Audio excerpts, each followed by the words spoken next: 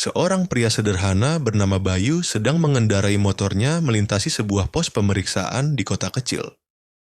Penampilannya biasa saja, jaket lusuh, celana jeans, helm standar. Ia tampak seperti pria pekerja pabrik pada umumnya.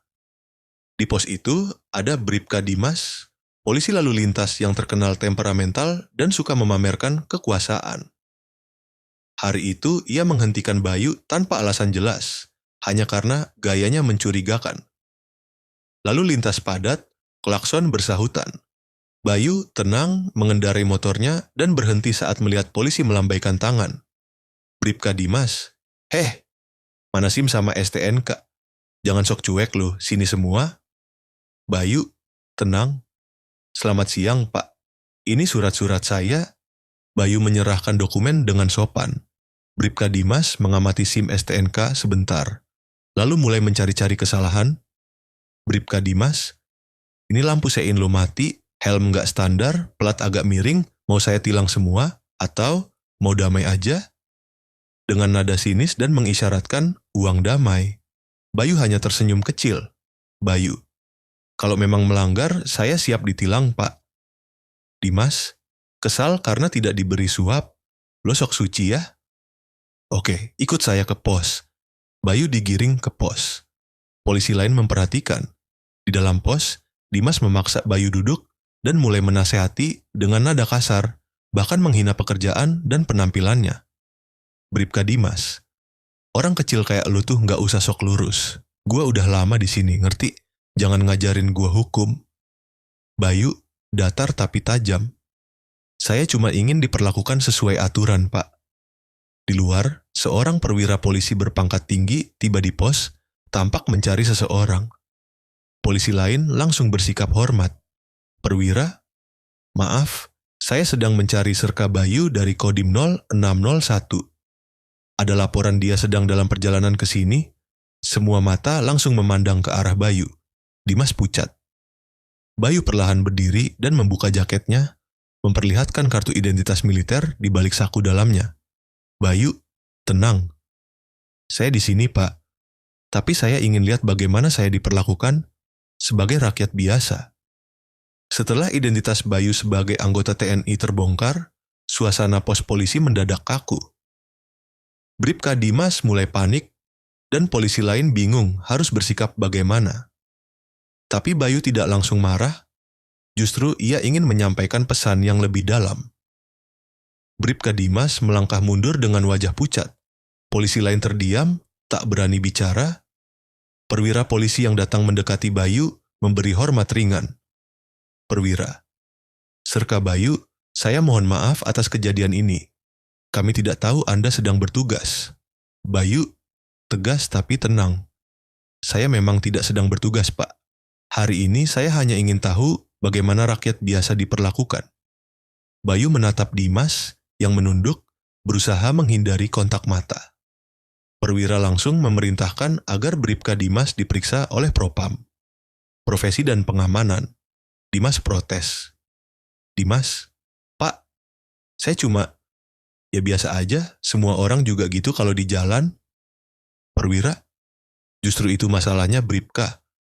Kalau semua seperti itu, bagaimana nasib rakyat kecil yang tak bisa membela diri?" Di luar pos, wartawan lokal dan warga mulai berdatangan setelah mendengar keributan. Ada yang ingin mengabadikan momen Bayu menunjukkan identitasnya, tapi Bayu menolak. "Bayu, saya bukan cari sensasi, saya cuma ingin keadilan berjalan tanpa melihat pangkat atau seragam." Beberapa warga yang sempat melihat kejadian itu bertepuk tangan kecil. Salah satu ibu-ibu berkata, "Kalau semua tentara kayak bapak, rakyat nggak takut, malah hormat." Bayu hanya tersenyum tipis. Sore harinya, Bayu dipanggil ke markas TNI untuk memberikan laporan. Atasannya, Letkol Arya, menghargai tindakan Bayu namun mengingatkan bahwa tindakannya bisa jadi kontroversial. "Letkol Arya, kamu benar dalam maksud Bayu. Tapi dunia ini penuh mata, dan kita harus pandai jaga sikap. Hati-hati, jangan biarkan niat baik dimanipulasi." Bayu, "Siap, Komandan. Saya cuma ingin sedikit keadilan untuk rakyat yang tak bersuara." Malam hari, di sebuah ruangan gelap, Bribka Dimas terlihat sedang berbicara melalui telepon dengan seseorang. Dimas, marah? Dia permalukan gue, bro. Kita harus balas. Gue tahu siapa dia, dan gue tahu kelemahannya. Seseorang di seberang telepon hanya menjawab singkat. Siap, biar dia tahu, jadi tentara nggak bikin dia kebal. Setelah insiden di pos polisi menjadi perbincangan internal di kalangan aparat, Bayu mulai merasa ada yang tak beres. Seseorang mengikutinya.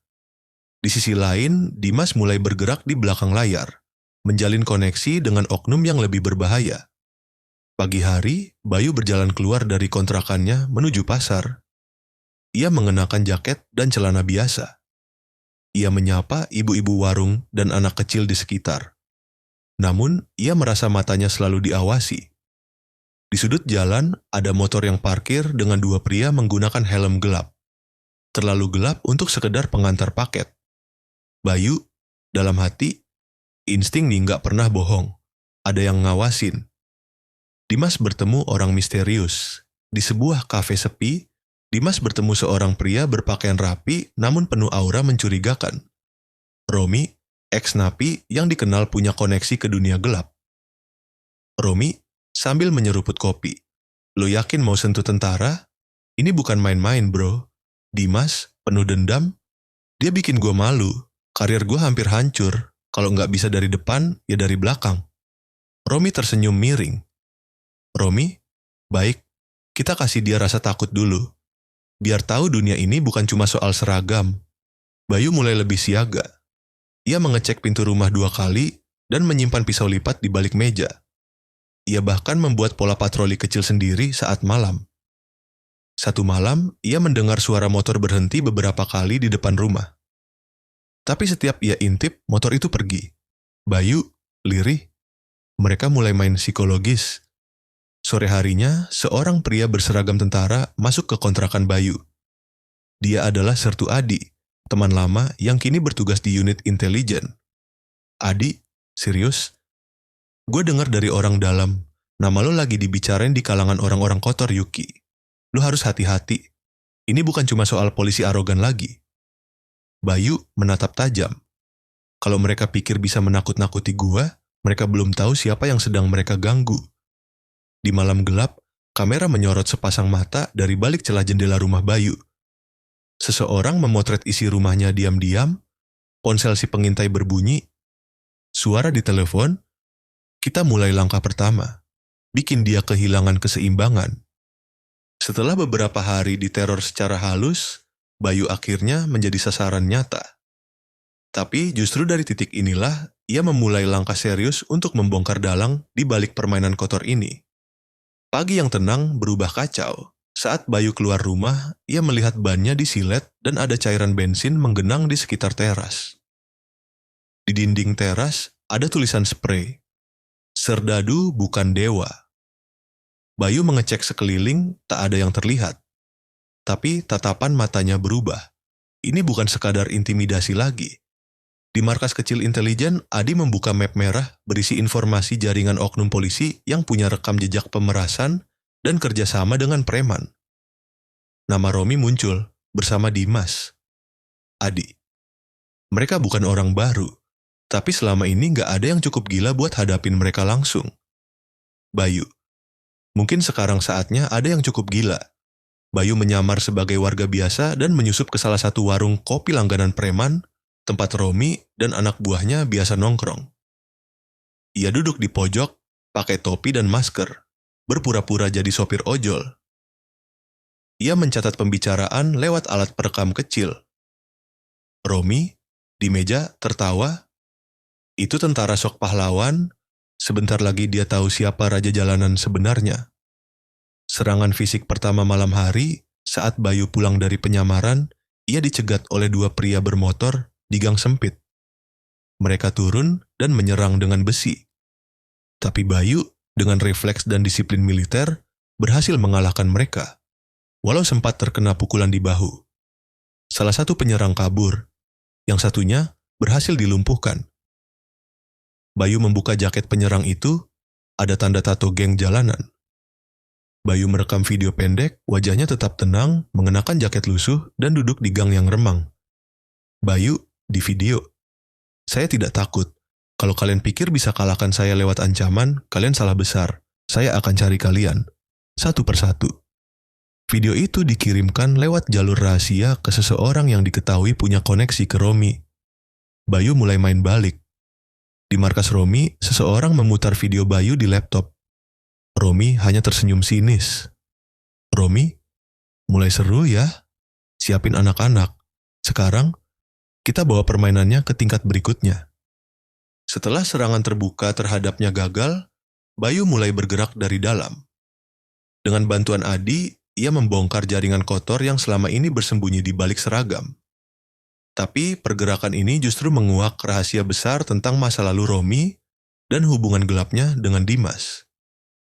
Bayu dan Adi menemukan transaksi mencurigakan antara sebuah LSM fiktif dan beberapa oknum polisi.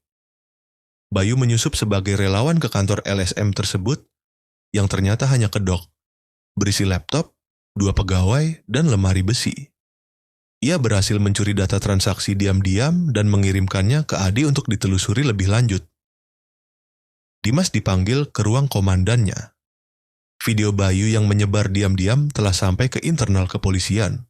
Komandan, kamu pikir ini nggak akan sampai ke telinga atasan? Kalau kamu main kotor, kamu juga akan kena. Dimas keluar ruangan dengan rahang mengeras. Ia tahu waktunya hampir habis. Adi berhasil mendapatkan data lama. Ternyata Romi pernah menjadi informan polisi, tapi dikhianati dan ditangkap. Yang menyeretnya, Dimas. Bayu menatap layar dengan ekspresi tak percaya. Bayu, jadi semua ini lebih dalam dari sekadar dendam jalanan. Adi, ini soal pengkhianatan dan dendam bertahun-tahun yang akhirnya meledak. Dengan bantuan teman hacker bernama Nina, Bayu menyadap komunikasi Romi dan anak buahnya. Ia merekam percakapan tentang pengiriman senjata ilegal ke gudang tua di pinggir kota. Kemungkinan besar jadi markas aksi berikutnya. Nina sambil mengetik cepat. Kalau lo mau serang, sekarang momen paling lengah mereka.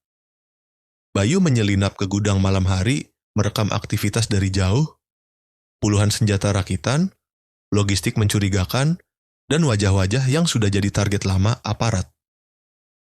Ia berhasil mengirim video itu langsung ke Adi dan beberapa media independen. Bayu pelan lewat alat komunikasi. Sekarang semua orang akan tahu siapa sebenarnya para penjahat berseragam itu. Romi menonton laporan berita dari gudang yang diserbu polisi pagi harinya. Gudangnya terbakar, beberapa anak buahnya ditangkap.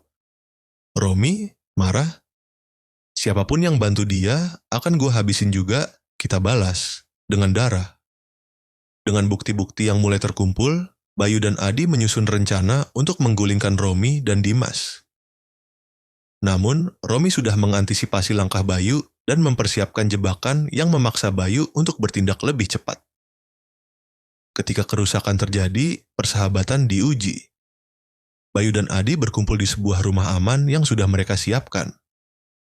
Mereka menonton video dari gudang yang disita polisi, melihat transaksi senjata dan bukti keterlibatan Romi. Adi, ini saatnya, semua bukti di tangan, kita serang balik. Bayu mengangguk serius. Bayu, kita nggak bisa main-main lagi. Mereka pasti sudah tahu kita akan bergerak. Mereka menyiapkan peralatan, termasuk masker gas, kamera tersembunyi, dan alat komunikasi untuk melacak pergerakan Romi dan anak buahnya. Sementara itu, Romi sedang berkomunikasi dengan seseorang di ruang tersembunyi. Romi ditelepon. Siapkan semuanya, kalau mereka bergerak, kita pastikan mereka jatuh ke dalam perangkap. Romi mulai menyiapkan serangan balik. Ia mempersiapkan anak buahnya untuk memasang jebakan di lokasi yang sudah diketahui Bayu dan Adi. Saat Bayu dan Adi tiba di lokasi yang mereka tuju, suasana sepi, tapi sesuatu terasa tidak beres. Tiba-tiba, lampu padam dan asap gas berwarna abu-abu memenuhi ruangan. Bayu langsung mengambil langkah cepat untuk melindungi dirinya dan Adi, tapi mereka terpisah dalam kekacauan itu. Romi muncul dari balik bayang-bayang, diiringi beberapa anak buah bersenjata lengkap. Romi tersenyum licik. Selamat datang di perangkap kami, Serdadu. Bayu, meskipun terluka sedikit, tetap berdiri tegak. Ia memandang Romi dengan tatapan tajam. Bayu, kalau kamu pikir bisa hancurkan gua dengan permainan kotor, lu salah. Bayu mengambil tindakan cepat, melemparkan granat asap untuk kabur, dan menyusun kembali rencana.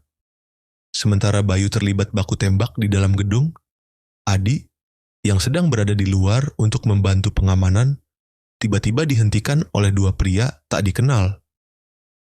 Mereka adalah orang-orang yang bekerja untuk Dimas, siap menghabisi siapa saja yang berusaha mengganggu rencana mereka. Adi menarik senjata dengan cepat. Gua nggak mau terlibat dalam permainan kotor ini. Perkelahian sengit terjadi, dan Adi berhasil menangkap satu dari mereka untuk mendapatkan informasi lebih lanjut. Bayu berhasil keluar dari gedung, terengah-engah, tetapi terluka cukup parah. Adi menemui Bayu yang sudah duduk di pinggir jalan, mencoba menenangkan nafas. Bayu penuh emosi. Ini sudah jauh lebih besar dari yang kita kira, Adi. Mereka nggak main-main, Adi. Dan gue nggak tahu seberapa jauh kita bisa pergi sebelum akhirnya kehilangan lebih banyak. Keduanya saling berpandangan sejenak, lalu melanjutkan perencanaan untuk menyerang balik Romi dan Dimas. Pada saat mereka hampir selesai dengan perencanaan, telepon Bayu berbunyi. Ini adalah panggilan yang tidak terduga. Suara di telepon. Kami punya seseorang yang perlu kamu temui, kalau lo berani. Bayu menatap layar teleponnya, ketegangan semakin terasa. Siapa yang meneleponnya? Apa yang akan terjadi selanjutnya? Bayu dan Adi melancarkan serangan terakhir terhadap Romi dan Dimas, mengetahui bahwa mereka kini berada di titik yang tidak bisa mundur.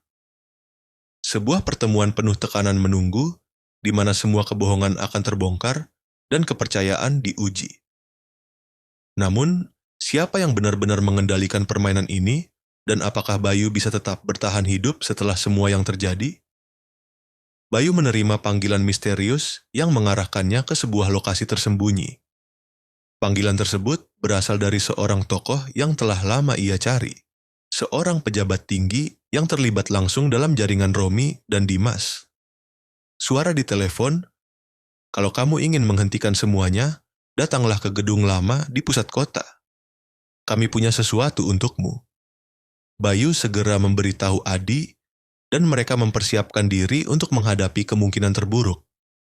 Di gedung kosong yang sudah ditunjukkan dalam panggilan, Bayu dan Adi menghadapi wajah-wajah yang sudah lama mereka kenal, termasuk Romi dan Dimas. Namun, ada kejutan, ternyata pejabat tinggi yang selama ini misterius adalah orang yang mendalangi semua ini. Pejabat tersenyum licik. Kamu pikir ini hanya tentang Romi atau Dimas? Tidak, Bayu. Ini lebih besar dari yang kamu kira. Bayu yang sudah siap menghadapinya dengan tekad. Ia tidak bisa mundur lagi. Dalam momen krisis ini, Adi menyadari bahwa mungkin dia terjebak dalam permainan yang lebih rumit daripada yang dia kira. Dia mulai bertanya pada diri sendiri apakah ia benar-benar bisa mempercayai Bayu sepenuhnya. Adi terbebani. Lu tahu Bayu, kadang gue juga ragu. Apakah kita benar-benar berjuang untuk hal yang benar? Bayu menjawab dengan tegas, tapi penuh emosi. Bayu, kita nggak bisa mundur. Kalau nggak kita, siapa lagi yang akan berhentiin mereka? Serangan dimulai. Romi dan Dimas mencoba melarikan diri ke dalam gedung, tetapi Bayu dan Adi sudah menyiapkan jebakan mereka. Tembakan-tembakan keras terdengar. Bayu menggunakan taktik yang sudah ia pelajari, mengarahkan pasukan dan menyerang dengan presisi. Namun, saat momen pertempuran berlangsung, sebuah ledakan besar menghancurkan sebagian gedung. Bayu, Adi, dan seluruh tim mereka terpaksa terpisah di tengah kepanikan. Di tengah kekacauan itu, pejabat tinggi yang ternyata adalah pengkhianat muncul untuk menyelamatkan Dimas. Romi, yang sebelumnya sempat terpojok, melihat kesempatan untuk kabur dan membawa sejumlah informasi penting bersama dia. Bayu berusaha mengejar, tetapi pintu sudah terkunci. Romi melihat ke Bayu dari kejauhan. Kita nggak akan pernah selesai, Serdadu, tapi lo udah cukup berjuang. Bayu berlari menembus reruntuhan gedung, mengejar Romi. Mereka bertemu di luar saat matahari mulai terbit. Terdengar suara gemuruh dari reruntuhan gedung yang masih berasap. Bayu dengan tatapan tajam. Semua yang lo lakukan akhirnya harus terbayar. Pertarungan sengit terjadi, tapi Bayu berhasil melumpuhkan Romi setelah beberapa serangan brutal. Namun, saat Bayu hendak menangkapnya, Romi melemparkan dokumen penting yang menjadi bukti terakhir ke dalam api yang sedang membakar. Romi, dengan senyum sinis, "Mereka yang lebih besar dari kita pasti akan datang. Ini bukan akhir." Bayu, yang hampir kehilangan segalanya, akhirnya memutuskan untuk menghancurkan bukti yang telah mereka peroleh demi melindungi orang-orang yang terlibat. Bayu melihat kebakaran yang melahap dokumen-dokumen itu. Jika ini yang harus gue lakukan untuk mengakhiri semuanya, biarkanlah. Adi berdiri di sampingnya, melihat api yang melahap jejak-jejak mereka. "Adi, lo udah berbuat cukup banyak, Bayu. Jangan biarkan ini menghancurkan lo juga." Romi dan Dimas mungkin kalah untuk sementara, tapi Bayu tahu bahwa mereka yang lebih kuat dari mereka masih ada di luar sana. Pertarungan besar mungkin telah berakhir, tetapi perang masih belum selesai. Bayu berbicara pada dirinya sendiri, "Ini belum selesai, tidak selamanya."